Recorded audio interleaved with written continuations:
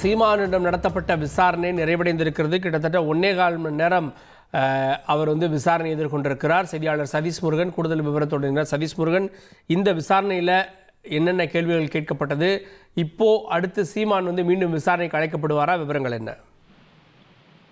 நிச்சயமாக கார்கே, நாம் ஏற்கனவே பதிவு செய்தது போல இந்த சீமானுடைய கைது என்பது தொடர்பான பல்வேறு சந்தேகங்கள், கேள்விகள் எழுந்ததன் மீது தற்போது அது இல்லை என்பது உறுதியாகி இருக்கிறது. கைது என்பது இல்லை, விசாரணை என்பது 1 மணி நேரம் நடைபெற்றிருக்கிறது. துணை ஆணையர், இணை ஆணையர் மேற்பார்வையில விசாரணை நடைபெற்று சற்று நேரத்திற்கு முன்பாக அந்த விசாரணை முடிந்திருக்கிறது. சுமார் கணக்குப்படி பார்த்தோம் என்றால் ஒரு 1 மணி நேரம் 15 நிமிடம், 1.25 மணி நேரம் அவரிடம் இந்த விசாரணையானது நடைபெற்றிருக்கிறது.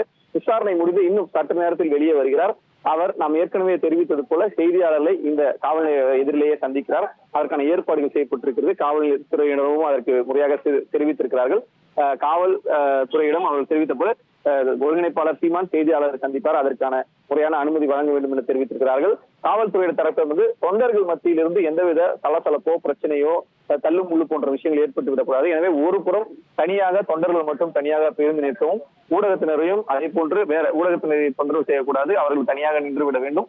அவர் செய்தியாளர் சந்திப்பதில் எந்தவித பிரச்சனையும் இல்லை என தெரிவித்திருக்கிறார்கள். அந்த அடிப்படையில் இந்த செய்தியாளர் சந்திப்புக்கான ஏற்பாடுகள் நடைபெற்று வருகிறது. 1.25 மணி நேரம் நடைபெற்ற விசாரணையில நாம் ஏற்கனவே பதிவு செய்தோம் 53 கேள்விகள் அவரிடம் கேட்கப்படும் என்று. தற்போது கூடுதலாகவே ஒரு சில கேள்விகள் கேட்கப்பட்டிருப்பதாகவும் தகவல் வெளியாகிறது. 60க்கும் மேற்பட்ட கேள்விகள் அவரிடம் கேட்கப்பட்டிருக்கின்றன. ஏற்கனவே பதிவு செய்தது போல இந்த கேள்விகள்ல மிக முக்கியமான வழக்கு சார்ந்த பல்வேறு கேள்விகள், ஆவணங்கள் தொடர்பான கேள்விகள் கேட்கப்பட்டிருக்கு. அதற்கு அவர் முழு ஒத்துழைப்பு வழங்கினார் என்றும் தெரிவிக்கப்பட்டிருக்கிறது. வழக்கு விசாரணை தொடர்பாக அவர் பதிவு செய்த பதில்கள், வீடியோ காட்சிகள் பதிவு செய்யப்பட்டிருக்கின்றன. இன்னும் சற்று நேரத்தில் அவர் வெளியே வர இருக்கிறார். விசாரணை நடத்திய துணை ஆணையர் வெளியே விசாரணை அறையிலிருந்து வெளியே வந்து விட்டார். எனவே அடுத்தபடியாக அவர் கையெழுத்திடுவது போன்ற அந்த ஃபார்மாலிட்டிஸ் என்று சொல்லக்கூடிய விசாரணையை அவர் விசாரணையில் கலந்து கொண்டதற்கான காவல்துறை சராசரி நடைமுறைகள்ல அவர் ஈடுபட்டு வருகிறார். இன்னும் சற்று நேரத்தில் அவர் வெளியே வந்து செய்தியாளர்களை சந்திக்க இருக்கிறார். கார்கே, இன்னும் சற்று நேரத்தில் வெளியே வர இருக்கிறார் சீமான். கிட்டத்தட்ட 1 மணி நேரம் 15 நிமிடங்கள் அவர் விசாரணையை எதிர்கொண்டிருக்கிறார். இந்த விசாரணைக்கு பிறகு அவர் வெளியே வந்து தொண்டர்கள் மத்தியிலையும் பேச இருக்கிறார். அங்கே செய்தியாளர் சந்திப்பும் நடக்க இருக்கிறது. இப்போ வெளியில எவ்வளவு நாம் தமிழர் கட்சியுடைய தொண்டர்கள் இருப்பாங்க?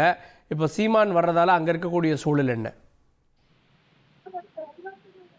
50க்கும் மேற்பட்ட தொண்டர்கள் என்று கூறுவதை விட நிர்வாகிகள், 2ஆம் நிலை 3ஆம் நிலை நிர்வாகிகள் தான் தற்போது இங்கே அதிகமாக காணப்படுகிறார்கள்.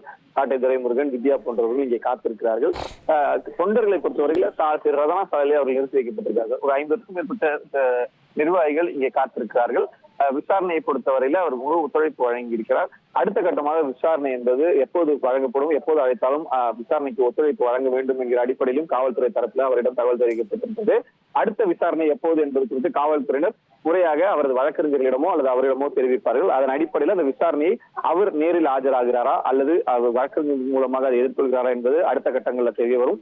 நாம் ஏற்கனவே தெரிவித்தது போல இது பாலியல் வன்கொடுமை வழக்கு என்பதால் இந்த மருத்துவ பரிசோதனை என்கிற ஒரு நடைமுறை இருக்கிறது. அதை நோக்கி அடுத்த கட்டமாக செல்வார்களா என்பது குறித்த பல்வேறு கேள்விகள் இருக்கிறது. அதுவும் நடைபெற வாய்ப்பு இருப்பதாக காவல்துறை தரப்புல தெரிவிக்கப்பட்டிருக்கிறது. நிர்வாகிகளை போல நீங்க கேட்டது போல தொண்டர்கள் பிரதான சாலையில காத்திருக்கிறார்கள், நிர்வாகிகள் காவல் நிலைய அருகிலேயே காத்திருக்கிறார்கள்.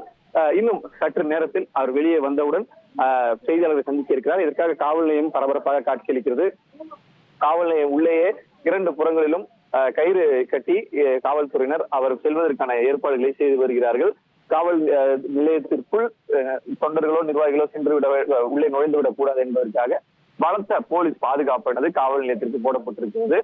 காவல்துறை உயரதிகாரிகளும் வெளியே காத்திருக்கிறார்கள். அவரது வழக்கறிஞர்களும் வெளியே வந்துவிட்டனர். எனவே இன்னும் சற்று நேரத்தில் அவர் வெளியே வந்து விடுவார் என்று எதிர்பார்க்கப்படுகிறது.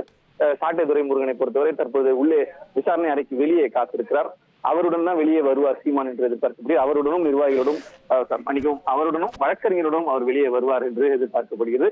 அவரை வரவேற்பதற்காகவும் அழைத்து செல்வதற்காகவும் காவல் நிலைய அருகில், அதாவது காவல் நிலையத்துக்குள்ளேயே ஒரு 5 வழக்கறிஞர்கள் மற்றும் ஒரு சாட்டை துரைமுருகன் நிர்வாகி ஆகியோர் காத்திருக்கிறார்கள். செய்திகளை உடனுக்குடன் தெரிந்து கொள்ள உடனே சப்ஸ்கிரைப் பண்ணுங்க.